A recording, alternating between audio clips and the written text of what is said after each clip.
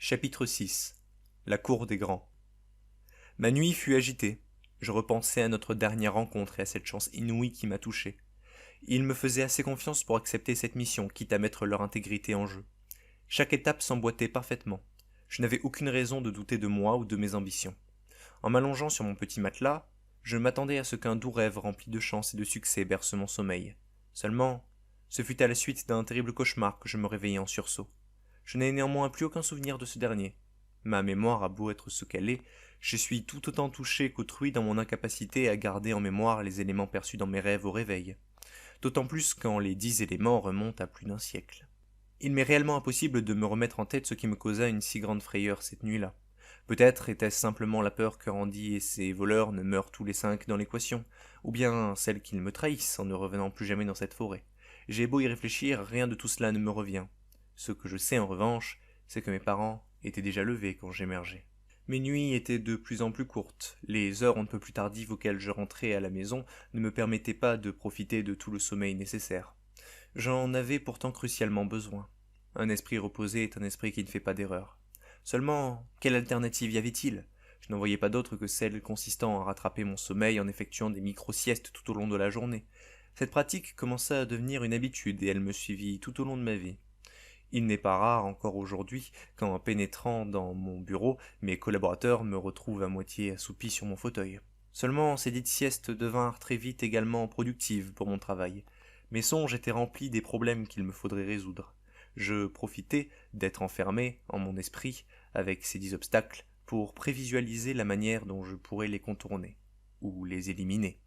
Ainsi, mes réveils furent presque toujours accompagnés de réponses et de solutions, ce qui me motiva à m'adapter à ce nouveau style de vie, souvent entrecoupé de ces courts moments de réflexion onirique. Le tout était d'être assez éveillé pour que ni mes parents, ni qui que ce soit d'important dans mes affaires ne se rendent compte de cette nouveauté, tout en m'assurant de ne pas surmener mon organisme jeune et frêle. La journée fut longue, l'après-midi aussi.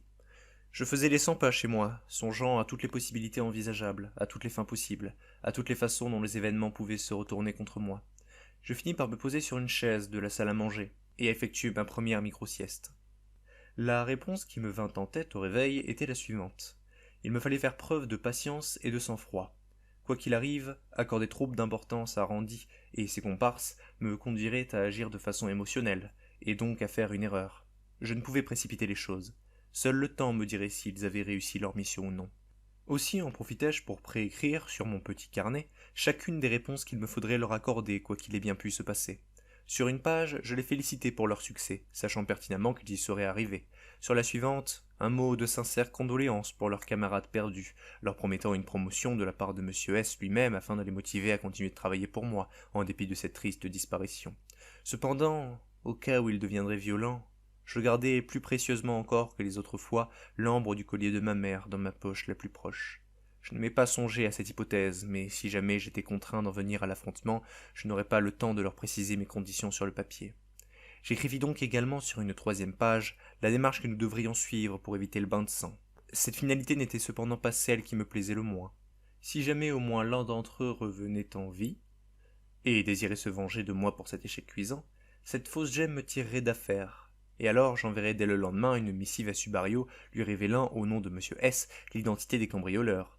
J'aurais ainsi fait d'une pierre deux coups, me débarrassant à la fois des gêneurs, tout en m'assurant d'être dans les bonnes grâces d'une nouvelle porte d'entrée pour le monde des puissants. En réalité, le pire scénario envisageable était celui de n'en voir revenir aucun, qu'ils eussent réussi à échouer leur mission, si jamais ils avaient tous péri, ou qu'au contraire ils s'en étaient tous sortis et se contentaient du butin dérobé en coupant les ponts avec moi, je me trouverais dépourvu de tout allié. Il me fallait ainsi me rassurer, réfléchir aux probabilités qu'une telle fin n'advienne. Il était difficile d'estimer quoi que ce soit. Cependant, il était déjà plus aisé de s'imaginer les chances et les raisons qui les pousseraient à me trahir ou non. Leur mission devait avoir lieu dans l'après-midi. Je regardais avec attention le ciel et me fiais à la position du soleil pour me figurer l'heure à laquelle nous devions être. Une dizaine de minutes à peine avant ce qui devait, sur le papier, s'apparenter au moment exact où il débutait l'infiltration. Mon père vint me chercher. Il avait en tête de me montrer les bases de son métier, souhaitant honorer la volonté de ma mère de nous faire passer du temps ensemble. Il me ramena sur la place du marché avec lui. J'observai tous les visages des villageois qui déambulaient entre les tentes. Je profitais de cette sortie avec mon père pour prêter l'oreille à tout ce que pouvaient bien dire les marchands qui m'entouraient. Chaque ragot, chaque information, chaque anecdote avait de l'importance. D'autant plus que, du côté des plus paranoïaques d'entre eux, les vols et les brigands étaient un sujet central de discussion. De quoi m'intéresser au plus haut point. Cependant, mon père méritait toute mon attention et je ne devais lui donner l'impression d'être dans la lune. Aussi, mon regard ne bougea plus de lui. Seules mes oreilles se prêtaient à d'autres sujets d'intérêt avant de se refocaliser sur ses paroles une fois qu'il me sollicitait directement. Il coupait la viande avec une telle précision, une telle netteté. C'était à se demander s'il n'avait pas fait ça toute sa vie.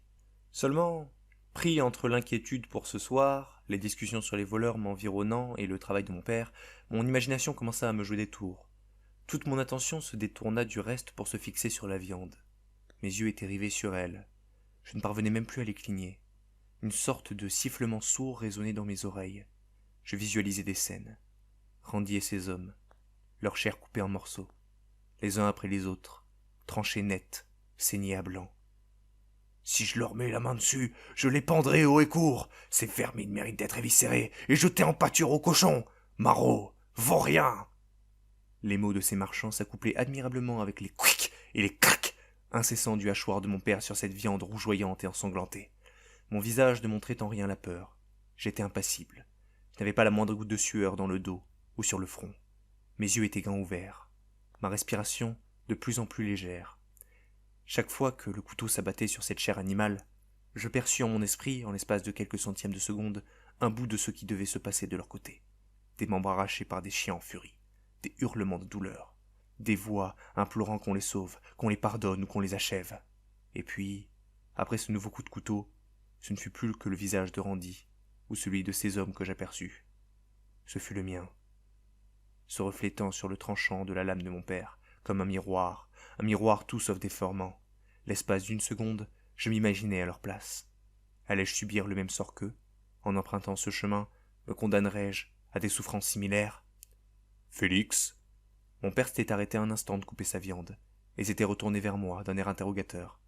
Il semblait voir à mon expression faciale, raide et immobile, que quelque chose semblait me tracasser. Est-ce que tout va bien? Me demanda-t-il. Aussitôt, je lui fis un grand sourire, abandonnant mes pensées sombres et acquiescé. Mon père regarda son tablier, puis leva les yeux au ciel. C'est vrai que ça va faire un petit bout de temps qu'on est là. Le soleil commence à se coucher. Je suppose que l'art de la boucherie ne peut pas plaire à tout le monde. Borf, c'est pas bien grave. Au moins, je sais que la chasse et la pêche, c'est déjà plus ton truc. Ouais, mon grand. Allez, tu as été bien courageux à rester tout ce temps avec moi et je pense que maman me tuerait si elle me voyait te donner l'un de mes couteaux pour que tu tranches toi-même la viande. Alors, si tu veux rentrer, on peut y aller. J'ai hâte de voir ce qu'elle nous a cuisiné. Mon père avait pris mes rêveries pour de l'ennui. Heureusement pour moi, il ne pouvait se douter de rien. Cependant, cela ne devait pas se reproduire. Si jamais je ne parvenais pas à mieux cacher mes émotions, alors il finirait par se poser des questions. Et c'était bien la dernière chose que je souhaitais qu'il advienne. Il me fallait retrouver au plus vite les bandits gnomes. Je ne pouvais pas rester un instant de plus sans réponse. L'étape la plus difficile allait prendre fin. Ce calvaire ne serait bientôt plus. Une nouvelle nuit, une nouvelle excursion, un même costume enfilé. Cette petite routine aurait pu devenir lassante si je n'étais pas accompagné d'une certaine angoisse chaque fois que je quittais mon chez-moi pour m'aventurer dans cette sombre forêt. Cependant, si mes calculs étaient bons, et que la mission s'avérait être un succès, je n'aurais bientôt plus à répéter ce petit numéro encore et encore. Pour une fois, je fus le premier arrivé au lieu de rendez-vous. Mes parents s'étaient endormis plus tôt que d'habitude, et m'étant habitué à mon déguisement, je ne fus pratiquement pas ralenti dans ma course à travers ce bois. Aussi, restai-je sur place quelques instants. Une dizaine de minutes, une vingtaine peut-être. Aucun pas, aucun son, aucun signe de vie. Au départ, je me demandais si je ne m'étais pas trompé d'endroit, mais c'était impossible. Ma mémoire ne m'avait encore jamais joué de tour. Ces arbres, ces rochers, ces feuilles qui recouvraient le sol, j'étais bien au bon endroit. L'angoisse commença alors à me tordre l'estomac. Je me figurais le pire des scénarios en tête. Je tentais tout de même de relativiser.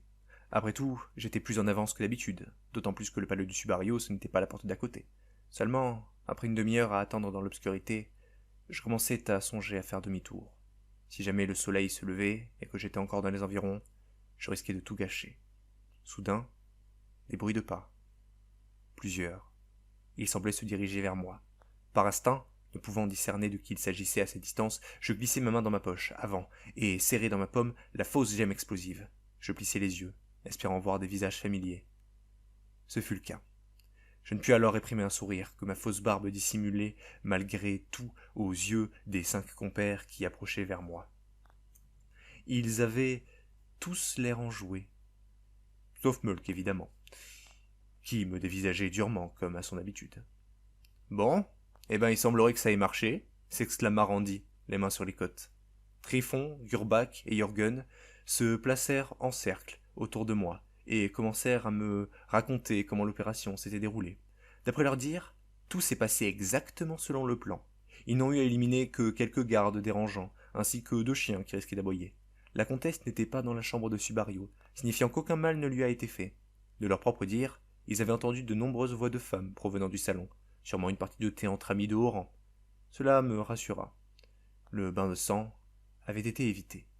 Ils ne firent même pas mention des fameux renforts inexistants dont je leur avais parlé, tant la mission s'est déroulée sans accroc. Une telle facilité renforça d'ailleurs la suspicion de Mulk à mon égard. C'était facile, trop facile. Je sais toujours pas pourquoi c'est nous que Monsieur s'est engagé pour un truc pareil qu'il aurait pu faire tout seul, vu à quel point tout s'est orchestré comme il l'avait planifié. Pour moi, ça fait trop de coïncidences en même temps.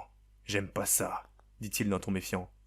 Ne dis pas ça, Mulky, reprit Tryphon en lui tapant dans le dos. Le boulot de Monsieur S, c'est de réfléchir, le nôtre, c'est d'agir. Tryphon a raison, insista Jürgen. C'est justement parce qu'il sait ce qu'il fait qu'on peut se permettre de travailler avec lui. Randy l'arrêta. Alors, vous ne travaillez pas pour lui, vous travaillez pour moi. Et nous, on travaille avec lui. C'est pas pareil, prononça-t-il sûr de lui. Ouais, bien dit, chef, ajouta Gurbach. Quoi qu'il en soit, j'aimerais bien savoir comment il a fait. Comment c'est possible de prévoir à ce point un coup, surtout concernant le vol d'un objet soi-disant aussi cher aux yeux d'un homme comme Subario. C'est quoi, Monsieur S? Un genre de super criminel omnipotent? Me demanda Mulk en fronçant les sourcils. Un super criminel omnipotent.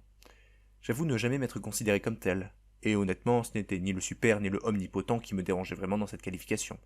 Je décidai d'esquiver la question en leur présentant une nouvelle page tout juste déchirée de mon petit carnet. Concrètement, je leur expliquai que je ne pouvais révéler quoi que ce soit sur Monsieur S sous peine d'être exécuté. Cependant, je leur affirmai que ce dernier avait eu vent de leur réussite, qu'il était fier d'eux, qu'il avait toujours su qu'ils parviendraient à leur fin, et que c'était du bon travail, et qu'il était maintenant certain d'avoir fait le bon choix. Je ne manquai cependant pas de rappeler que ce vol n'était que la première étape, et qu'à présent il restait encore à savoir ce que Subario cachait dans son précieux coffre. Bonne idée, ça, s'exclama le petit chef au chapeau.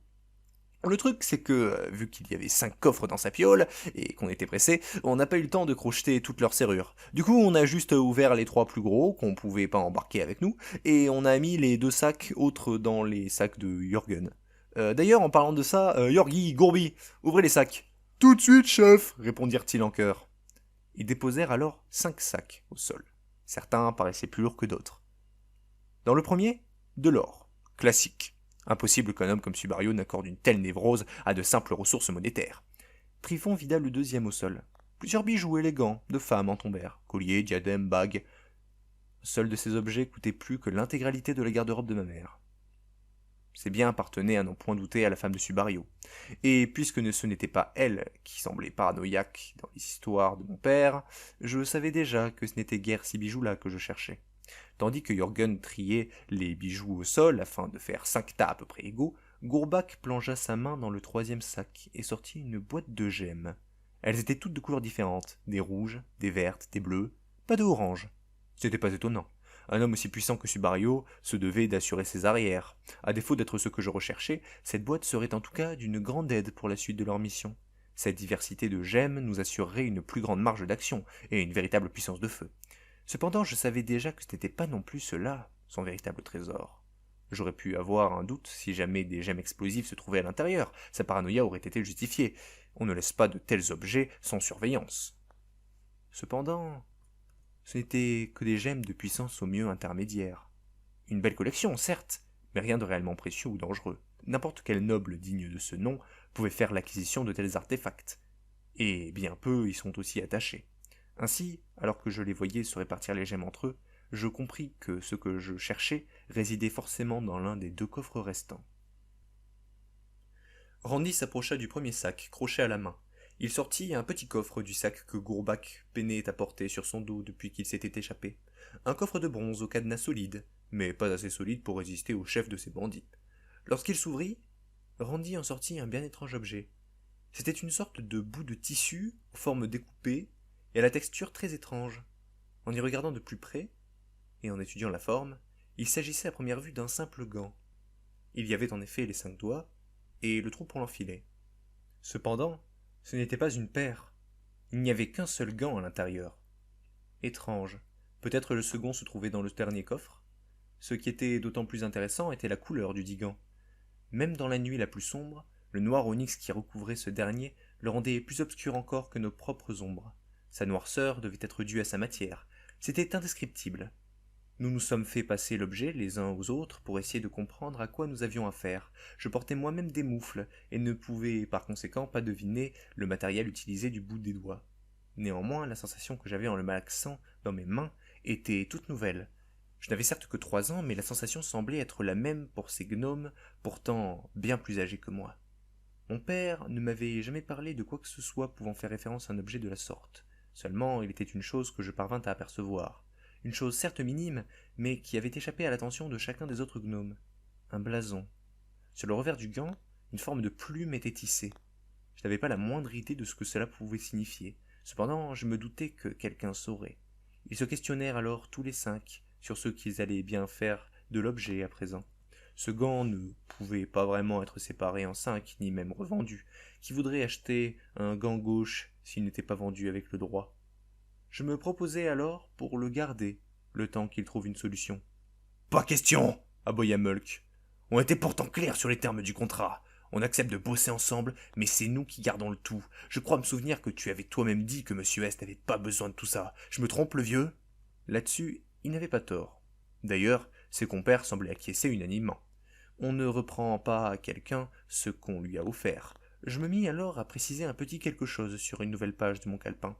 J'écrivis tout simplement que s'ils avaient une meilleure idée de quoi faire avec ce gant, je ne les forçais absolument à rien. Cependant, j'ajoutai que Monsieur S, lui, savait ce qu'était ce gant, mais qu'il ne pouvait pas le leur dire au risque de les mettre en danger. Bien sûr, ils pouvaient le garder, mais je les avertis que s'ils ne trouvaient pas très vite quoi faire avec, la malédiction risquait de très vite les rattraper. Malédiction? S'exclama Jürgen. Tout bien réfléchi, ça me dérange pas qu'il ramène ce gant à Monsieur S en fin de compte. Après tout, on peut se contenter de l'or, des bijoux et des gemmes, pas vrai? J'avais fait mouche. Le religieux était superstitieux. Il faut dire qu'il y avait de quoi douter. Un gant noir comme la nuit, seul dans un coffre, dérobé à un grand noble, avouez que l'idée d'artefact maudit peut sembler envisageable. Arrête tes enfantillages, toi. C'est qu'un gant, tu risques rien, s'égosilla Mulk. Décidément, celui-là allait vraiment être une épine dans le pied.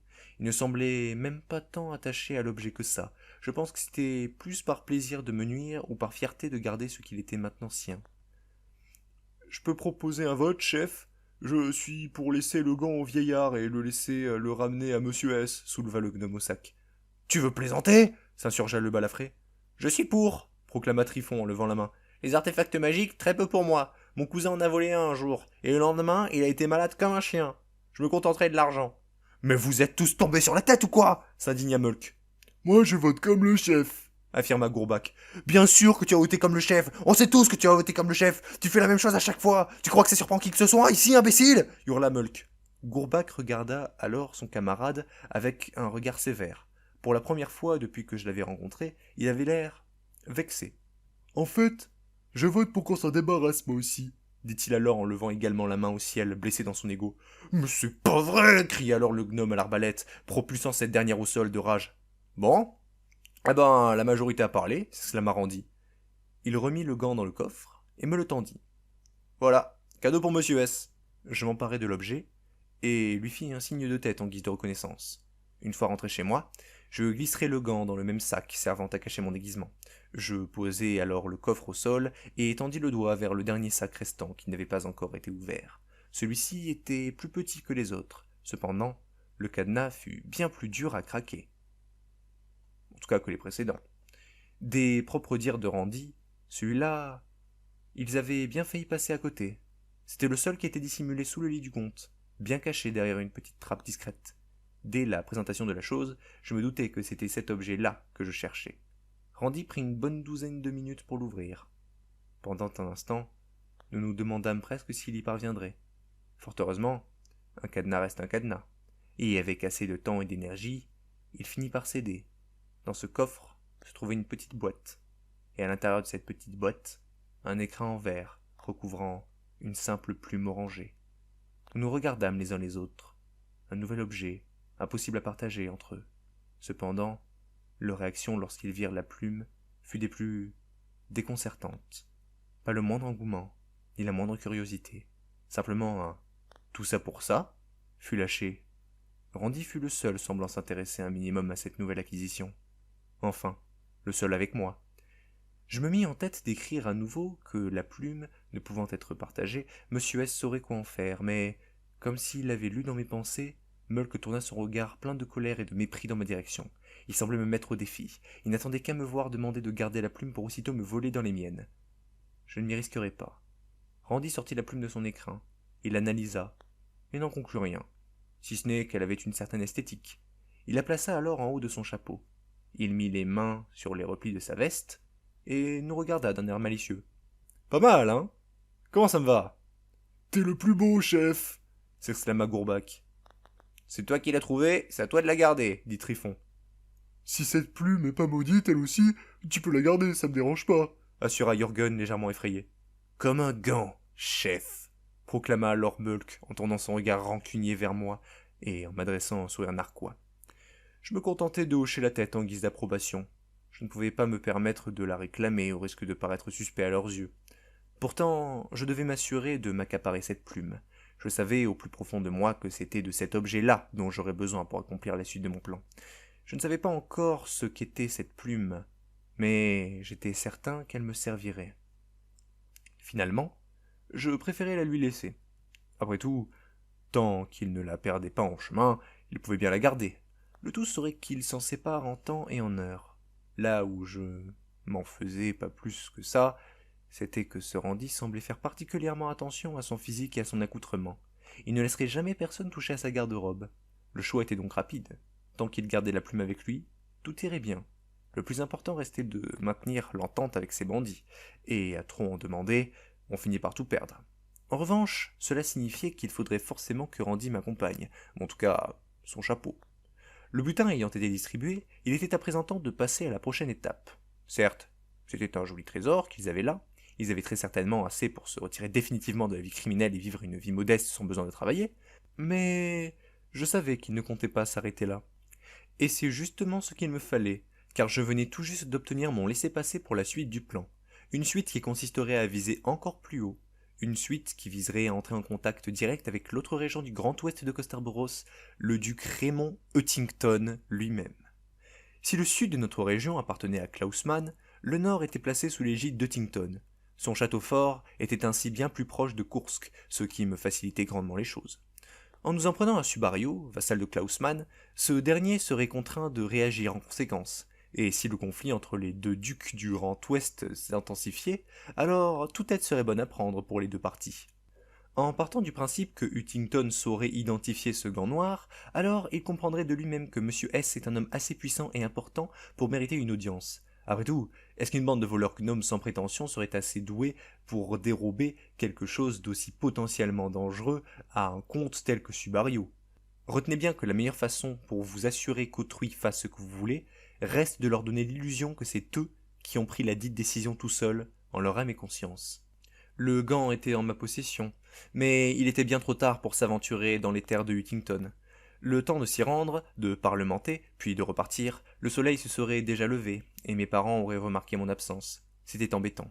Si jamais tout se déroulait selon mon plan, et que je parvenais bel et bien à obtenir un entretien avec le duc, il m'était impossible d'estimer le temps que prendrait notre discussion, et si j'arrivais à temps chez moi, il nous faudrait un moyen de nous rendre là-bas en vitesse, et de repartir tout aussi vite. Cependant, nous ne pouvions faire appel à un cocher. Ce serait trop risqué. Il saurait nous identifier et pourrait nous trahir. Puis me vint alors une idée. Si nous ne pouvions partir cette nuit même, alors nous partirions dans 2 jours.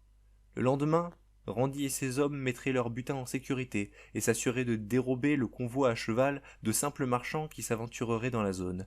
Prêter l'oreille aux discussions de la zone marchande lorsque mon père m'y avait emmené me fut une fois de plus salutaire. Je savais à quelle heure et à quel endroit il passerait. De quoi bien préparer le terrain pour une embuscade réussie, en somme.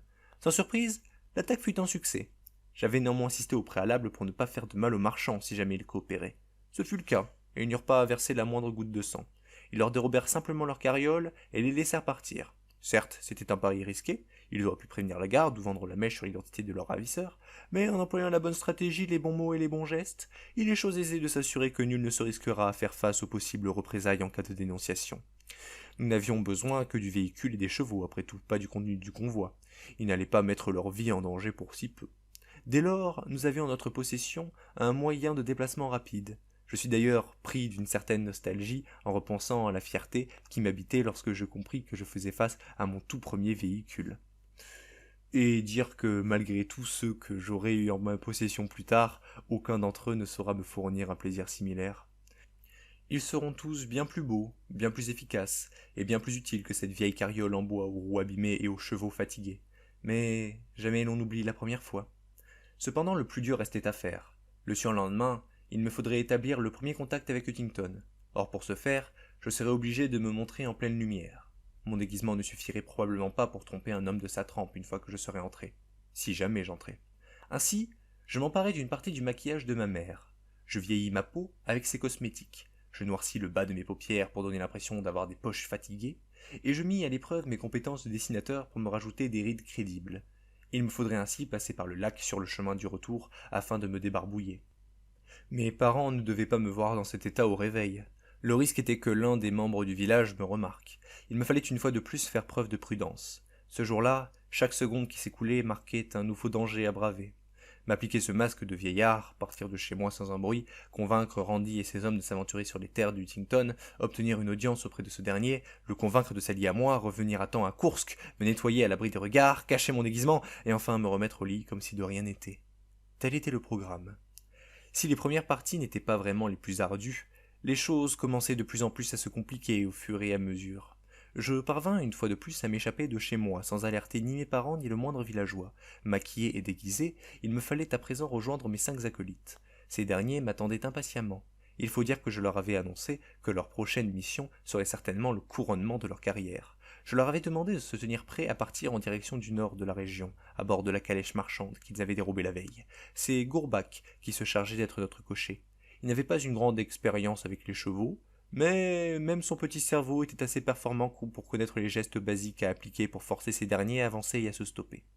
Pendant qu'il nous conduisait vers le château du duc, Randy, Trifon, Mulk, Jorgen et moi-même étions assis dans le convoi à l'arrière du véhicule. Je leur expliquai à l'écrit que M. S comptait sur eux pour cette mission capitale, que cette fois il n'était nullement question de vol, mais de diplomatie. Ces mots ne leur inspirèrent guère d'intérêt.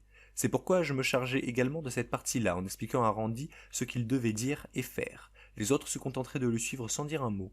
Leur présence en ces lieux avait après tout pour unique but de les présenter à Huntington, dans l'espoir que l'on s'allie. En d'autres termes, ils devaient simplement lui faire bonne impression. En vérité, seul Randy était essentiel. Du moins, seule la plume sur son chapeau. Mais l'on ne sépare pas un chef si facilement de son groupe, et encore moins quand un Mulk veille au grain. En outre, il me fallait leur faire comprendre l'intérêt qu'ils auraient à réussir cet entretien.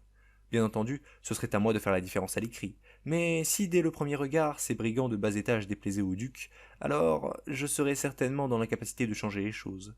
Je parvins à leur vendre le projet pendant le trajet. S'ils étaient réticents au départ, la promesse d'une protection seigneuriale pour leurs méfaits et de sommes mirobolantes furent assez pour tous les convaincre. Tout sauf Mulk, mais ça, ce n'était plus une surprise. Malgré ses protestations, il finit tout de même, une fois arrivé à destination, par jouer le jeu du mieux qu'il pouvait.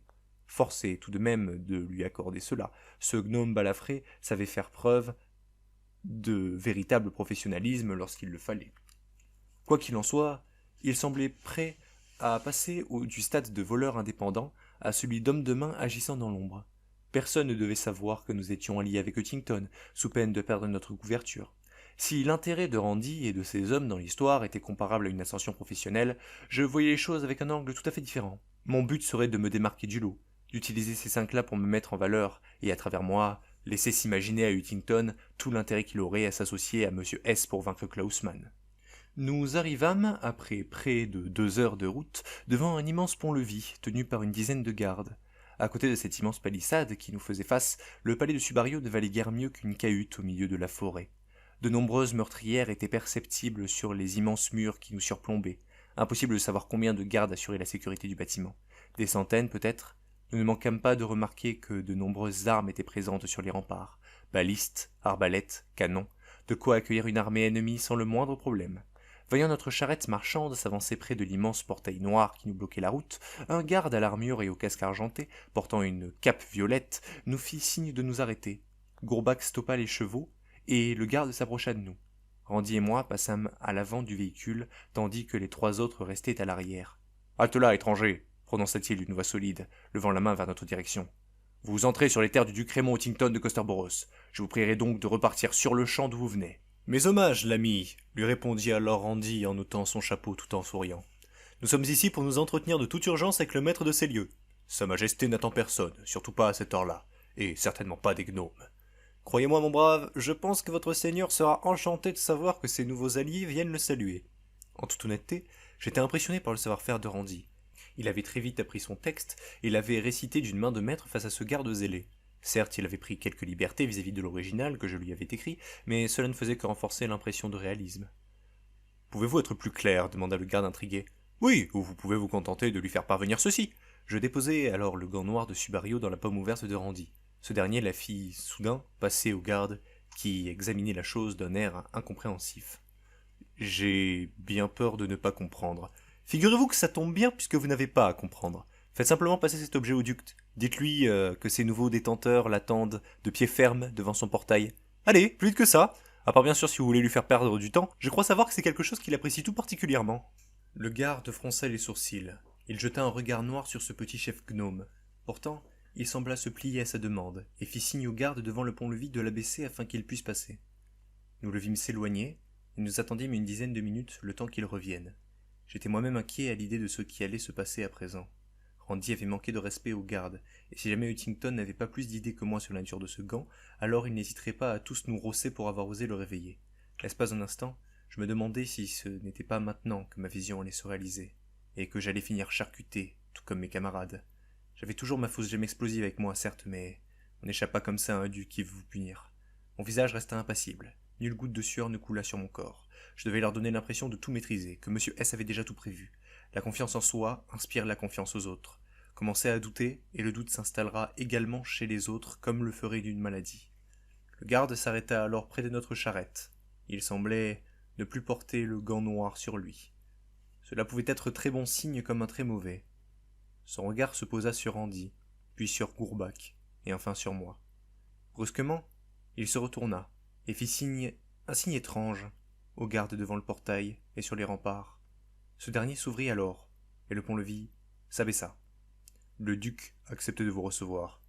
Conduisez votre charrette près des écuries, puis suivez-moi. Je vous escorterai jusqu'à lui. Il vous attend dans son salon, affirma alors le garde, un léger grain de déception dans la voix. J'étais rassuré. Mon instinct ne s'était pas trompé. Huntington savait ce qu'était ce gant. Il devait déjà se douter de qui nous étions. En ressongeant à cette invitation à rentrer, je fus à la fois soulagé et en même temps un peu inquiet. Huntington avait marché, et nous laissait pénétrer dans sa demeure. Mais était-ce pour les bonnes ou les mauvaises raisons? Si jamais ce gant se révélait être quelque chose de néfaste pour nous, peut-être ne serait-il pas dans les bonnes conditions pour mettre en place une alliance commune.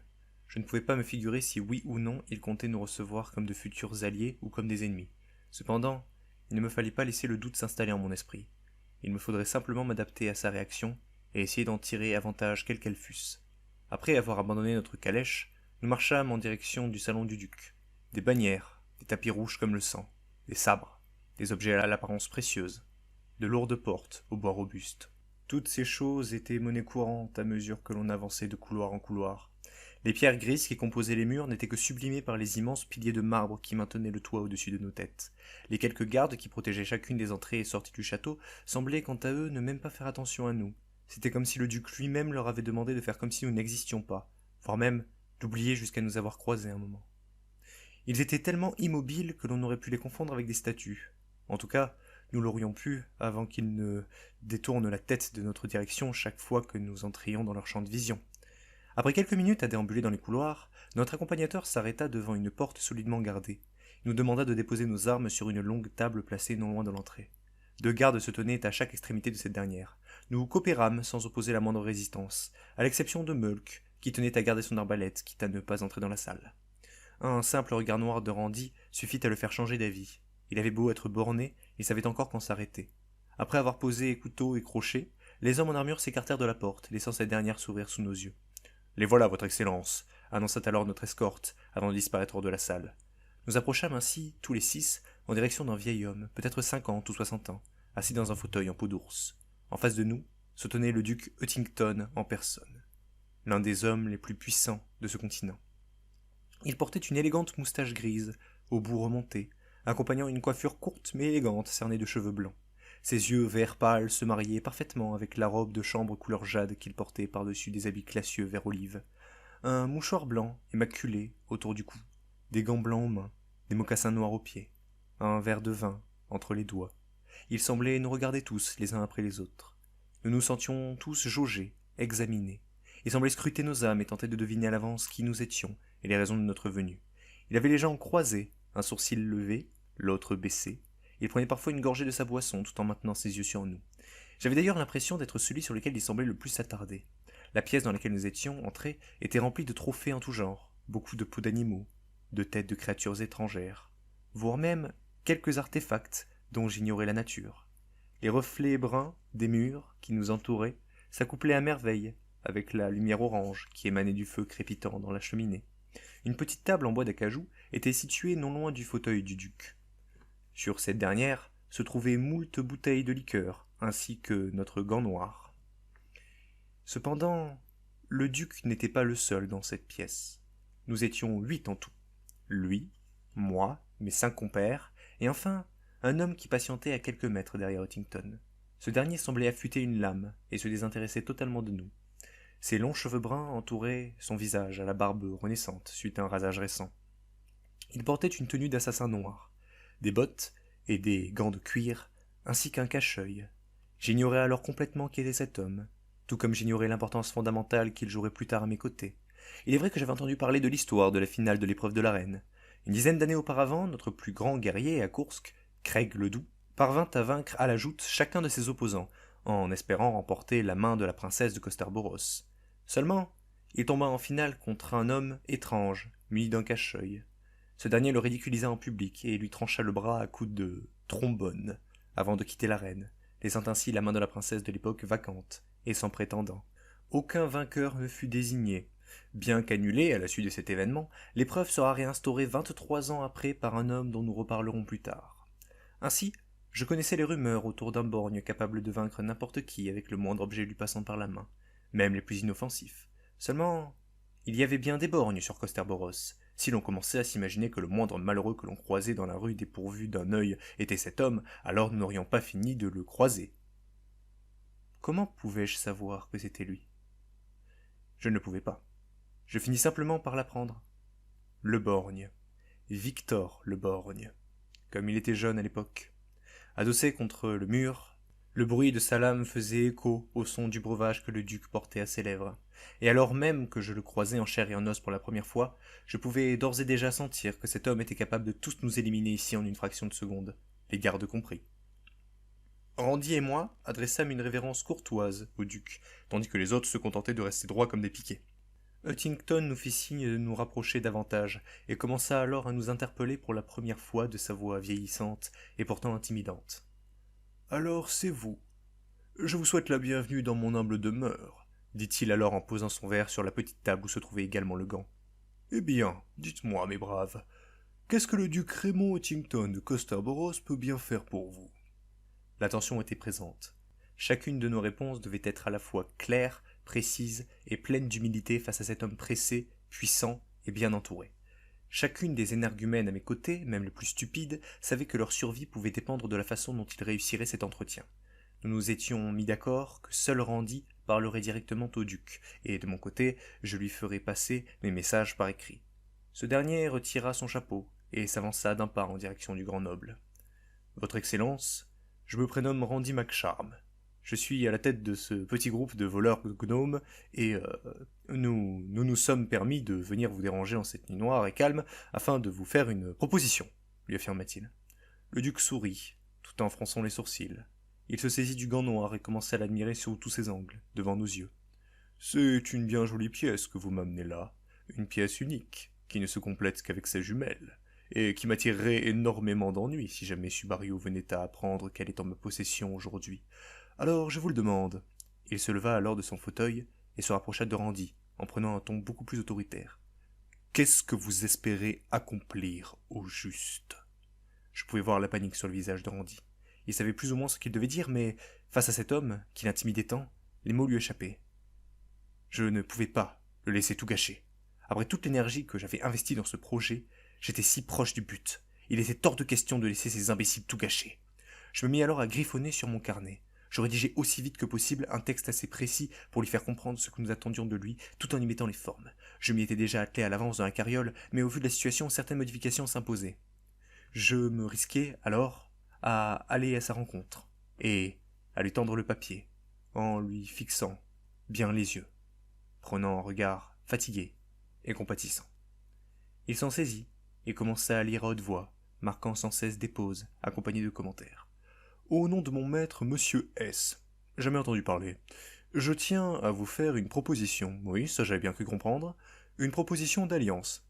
D'alliance. Voyez-vous ça? Vous n'êtes pas sans savoir que le comte Subario a été cambriolé il y a 2 jours. Les instigateurs de ce vol se trouvent juste devant vous, en témoigne ce gant noir. Non, tu crois? Ces hommes sont de véritables professionnels qui ont pris la décision de rejoindre votre camp de votre conflit avec le duc Klausmann. Conflit que vous avez contribué à renforcer, donc, si je comprends bien.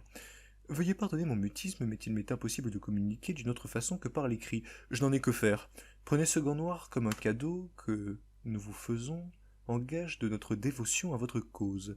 Randy McCharm et ses hommes se tiendront prêts à accomplir toutes les tâches que vous leur proposerez tant que vous y mettez le prix, tandis que je ne vous demande de mon côté rien de plus qu'un entretien seul à seul, en espérant qu'à son terme, vous acceptiez de devenir le grand allié de monsieur S. Il marqua un temps de pause, puis il tourna son regard vers moi. Les autres derrière ne disaient rien. Je savais qu'ils pensaient à beaucoup de choses en ce moment même, mais aucun d'entre eux ne souhaita s'exprimer. Monsieur S, hein, dit-il. Vous m'en direz tant.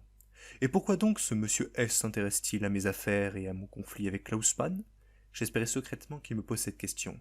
J'avais déjà préparé ma réponse sur le nouveau papier que je lui tendis, imaginant déjà le regard médusé de mes 5 compères. Monsieur S s'intéresse aux affaires de tout le monde, monseigneur. Il sait que vous êtes dans votre bon droit et tient à vous aider. Il éprouve un profond respect pour votre personne et souhaite ainsi faire de vous l'autre chef de sa grande organisation. Sa grande organisation?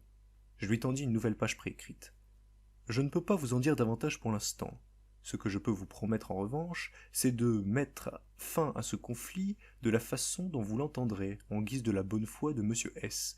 Il sait que la seule façon que vous avez de vous débarrasser de Klausmann est de faire appel à des individus extérieurs, et ainsi jugez bon de contacter ces 5 experts afin qu'ils ne puissent jamais remonter jusqu'à vous. Oui, j'avoue que ça fait sens.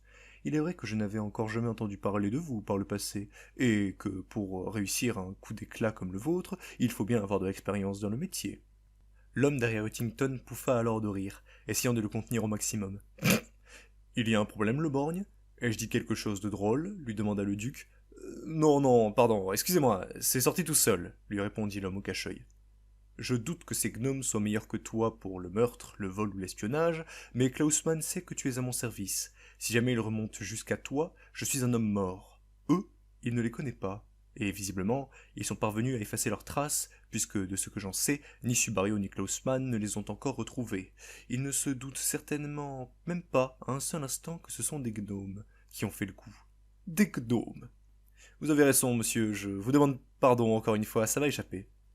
Maintenant, en ce qui vous concerne, mes petits amis, laissez-moi faire un bref récapitulatif de la chose, histoire que nous ayons tous les idées claires ici.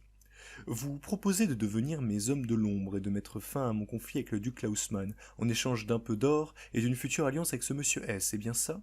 Et vous vous êtes introduit dans le manoir du comte Subario, sans vous faire repérer, pour me prouver votre valeur en me rapportant ce gant noir, je ne me trompe pas? Dans ce cas, je suppose que vous savez déjà ce que je vais vous demander de faire pour moi afin de me prouver votre valeur et vous assurer une place à mes côtés. Un long silence lui fut accordé en signe de réponse. Le duc haussa un sourcil. Rassurez-moi, vous êtes au courant de ce qu'est ce gant, n'est-ce pas? Oui, oui, c'est un dangereux artefact maudit, lui répondit Jürgen. Dans une autre vie, je lui aurais arraché les yeux de mes mains pour ça. Cet incapable était sur le point de tout gâcher avec cette simple réponse. Heureusement, le duc prit ce trait d'esprit à la rigolade, et ricana à gorge déployée. Je restai imperturbable, et profitai de cet instant d'allégresse pour lui rédiger une réponse digne de ce nom. Il s'en saisit, et la lut une nouvelle fois à voix haute. Ah, qu'est-ce que...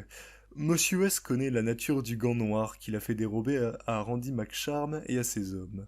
Autrement, il ne serait jamais permis de vous déranger dans votre nuit pour si peu. Cependant, il n'a pas jugé bon de vous tenir informé de cette dernière pour s'assurer qu'aucun de nous ne vende la mèche en cas de capture. Ah, je vois. En effet, ça fait tout de suite sens. Eh bien, il semblerait que ce monsieur S soit très au fait de certains secrets, pourtant bien gardés. J'aimerais bien savoir comment il l'a fait à ce propos, mais j'imagine que je le saurai bien assez tôt si jamais j'accepte sa proposition d'alliance. J'acquiesçai de la tête, il me sourit, puis s'adressa à nous tous. Bien. Messieurs, voilà ma proposition. Je ne peux pas vous accorder ma pleine confiance tant que vous n'aurez pas accompli une épreuve qui déterminera si vous êtes des espions à la solde de Klausmann ou bien ce que vous prétendez être. En partant du principe que ce que vous m'avez vendu est vrai, je me dois de vous faire une rapide présentation de la chose. D'après mes espions, le gant que vous avez dérobé à Subario appartenait initialement à Klausmann. Officiellement, ce dernier le lui a offert en récompense de ses bons et loyaux services. Mais en vérité, c'était principalement par peur de les voir tous les deux disparaître en même temps en cas de vol ou bien d'incendie. En donnant un à Subario, il s'assurait d'en retrouver au moins un sur les deux quoi qu'il arrive. Après tout, il n'en a besoin que d'un pour avoir accès au pouvoir qu'il renferme. J'imagine que chacun d'entre vous sait ce qu'est une gemme magique. Eh bien, sachez que ces gants ont été créés sur mesure à la demande de Klausmann, à partir d'écailles de dragon noir. Ces dernières ont la capacité d'absorber la magie entrant à son contact afin de la réexpulser au bon vouloir de la bête. Une arme extrêmement puissante, donc. Une armée entière aurait bien du mal à tenir tête à un porteur de ces gants ayant accumulé assez d'énergie. Seuls Klausmann et moi étions au courant de cela. Et maintenant vous aussi. Et s'il y a bien une chose à laquelle il tient, c'est à cet autre gant. Infiltrez-vous chez lui, rapportez-le-moi, et je vous prendrai officiellement à mon service. De cette façon, je suis certain de pouvoir vous faire confiance. Cela vous convient-il? Les regards intrigués des 5 gnomes se croisèrent entre eux. Voler un comte dont on connaît le plan du palais est une chose, s'emparer de l'objet auquel l'un des hommes les plus puissants du royaume tient le plus en est une autre. Ils n'avaient après tout aucune carte du château, aucune idée d'où le gant pouvait être, et aucun moyen d'y pénétrer sans être immédiatement repéré et exécuté. Randy reprit ainsi un peu de courage et chercha à lui répondre. C'est-à-dire, pas que ça nous dérange, mais est-ce que ce serait trop vous demander de nous donner un petit coup de main pour le coup? Non, parce que vous voyez, on a réussi avec Subario parce que Monsieur S nous avait dit quoi faire, mais là, si on part de zéro, on va juste se faire tuer. Le vieillard muet n'avait-il pas insisté sur le fait que vous étiez des experts? Et puis, si ce monsieur S est si malin et si doué pour connaître les failles dans les défenses de l'ennemi, il trouvera bien un moyen. Êtes-vous de vrais professionnels ou de simples bandits de grand chemin? Je sentis que ces 5 idiots étaient tentés de répondre à la deuxième option. Il ne me fallait pas laisser ça passer. Mais en même temps, Randy avait raison. Leur succès dans le palais de Subario n'était dû qu'à la connaissance de mon père sur le plan du palais. Il me fallait trouver un subterfuge, et vite. Je me risquais alors à soumettre au duc un nouveau plan, sur lequel figurait une succession d'étapes réalistes, en limitant au maximum les risques. L'adrénaline avait fait mettre les bouchées doubles à mes neurones, afin de pondre une succession parfaite d'idées capables de me sortir de cette affaire. De savoir intrigué, il lut une nouvelle fois. Maintenant que Subario a perdu le gant, il est chose certaine que Klausmann placera presque tous ses moyens de défense autour de la salle dans laquelle se trouve le gant. Il suffira donc de nous introduire dans cette dernière et de trouver une boîte identique à celle de Subario. Si c'est Klausmann qui le lui a donné, les boîtes sont forcément les mêmes. Jusque-là, c'est un sans faute. En revanche, si 5 gnomes étaient suffisants pour s'introduire chez Subario, nous parlons ici d'un duc qui aura fait renforcer encore davantage sa sécurité. Aussi professionnels soient-ils, s'ils partent sans la moindre aide extérieure, ils seront exécutés et vous enverrez de potentiels alliés à la mort. Mais enfin, vous trouverez bien une solution, ne dramatisez pas de la sorte. Et si l'homme qui se tenait derrière vous nous accompagnait dans notre mission? Nous saurions ainsi un allié supplémentaire et plus de chances de réussir. L'homme que Huntington appelait Le Borgne leva l'œil dans notre direction. J'avais réussi à lui faire quitter l'attention qu'il accordait depuis le début à l'affûtage de sa dague. Il était simple de remarquer que cet individu avait tout d'un homme d'action. Pourtant, il semblait s'ennuyer depuis le début de notre discussion, et sa tenue ne me paraissait pas plus abîmée que cela. Dans mon esprit, il était clair que cela faisait un certain moment maintenant qu'il n'était pas sorti. Si ce dernier avait l'air extrêmement étonné, et en même temps assez enthousiaste, le duc, lui, était clairement mécontent de cette demande. Il n'en est pas question, dit-il. Le borgne est chargé de s'assurer de ma sécurité. C'est pour cela qu'il reste à mes côtés depuis qu'il est à mon service. Si je veux qu'un meurtre soit commis, je contacte des assassins. Pour un cambriolage, je fais appel à des voleurs. Et pour ma protection rapprochée, je n'ai besoin que de le borgne. Soit vous faites le travail seul, soit vous ne le faites pas, et alors pas d'alliance. Il retourna alors la feuille et lut ce que j'avais inscrit au dos. Il lui était cependant demandé cette fois de ne pas lire la chose à haute voix. Il joua le jeu, et lorsqu'il reprit la voix, il nous tint un tout autre discours. Tout bien considéré, il est vrai qu'il vaut mieux m'assurer que ce deuxième gant me revienne, coûte que coûte. Le borgne, mon très cher ami, tu iras accompagner nos futurs nouveaux alliés dans leur mission. C'est vrai? Je peux? Lui demanda-t-il comme un enfant demanderait l'autorisation à ses parents. Va, je resterai en sécurité au château le temps de votre mission. Je te fais assez confiance pour me revenir en un seul morceau si jamais les choses se passent mal.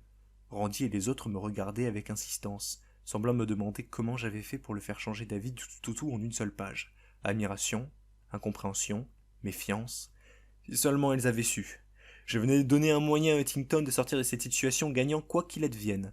Soit la présence de ce Le Borgne était suffisante pour leur permettre de mener à bien la mission et ainsi de s'emparer du gant, soit ils se débarrasseraient d'eux sur place devant les hommes de Klausman, permettant ainsi d'innocenter Huntington dans le vol du gant de Subario, tout en effectuant un premier repérage qui l'aidera grandement pour sa prochaine tentative. Qu'ils réussissent ou qu'ils échouent, c'était du pain béni pour lui, et il ne comptait pas cracher dessus.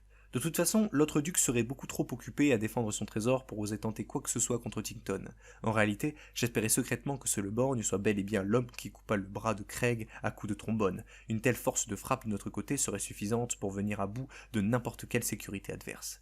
Comprenant qu'il ne pourrait obtenir mieux, Randy accepta au nom de son groupe d'effectuer la mission. De toute façon, il ne pouvait pas refuser, sous peine de passer pour un espion de Klausman, contribuant donc à son exécution. Il leur laissait une semaine pour y parvenir. Passé ce délai, il serait jugé inapte à rejoindre ses rangs, et serait également exécuté pour nier toute implication dans les récents événements. Seulement, là où Huntington partait du principe qu'ils échoueraient lors de la mission et qu'ils pourraient ainsi se disculper, j'avais personnellement pris le parti inverse. Et, en effet, aussitôt, les hommes de Klausman verraient le borgne, aussitôt ce dernier enverrait tous ses hommes sur lui pour l'arrêter, délaissant totalement Randy et ses sbires qui n'auraient plus qu'à finir le travail.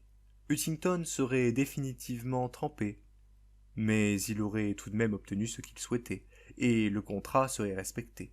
Les gnomes connaissaient la technique, après tout.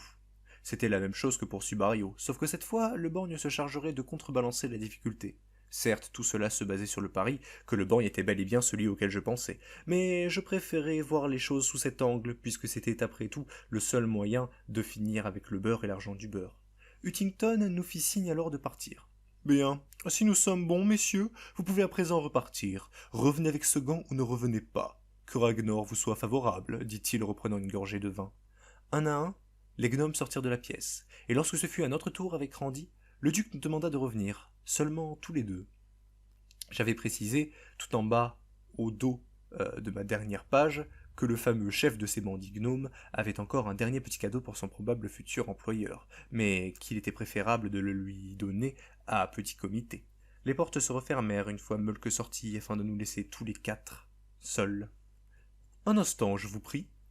Avant que vous ne partiez rejoindre vos amis extérieurs, je souhaiterais vous demander s'il n'y avait pas quoi que ce soit d'autre que vous ayez oublié de me dire, mon cher Randy McCharm. Quoi? Je lui tendis alors l'index vers la plume orange qu'il avait accrochée à son chapeau il y a peu. Ah! Ah oui, ça! S'exclama-t-il. Oui, oui, bien sûr, il y avait aussi cette drôle de plume dans l'un de ses coffres, mais je ne sais pas vraiment ce que c'est, ni pourquoi il l'a gardée en vérité. Puis-je la voir de plus près, s'il vous plaît? Oui, bien sûr, si vous voulez. Il retira la plume de son chapeau et la tendit au duc, qui la rapprocha de l'un de ses yeux. Il semblait trembler en la tenant. Ses doigts, puis ses mains, puis tout le haut de son corps. Il tremblait tellement que le borgne lui-même se redressa d'un coup. Tout va bien, monsieur lui demanda-t-il inquiet.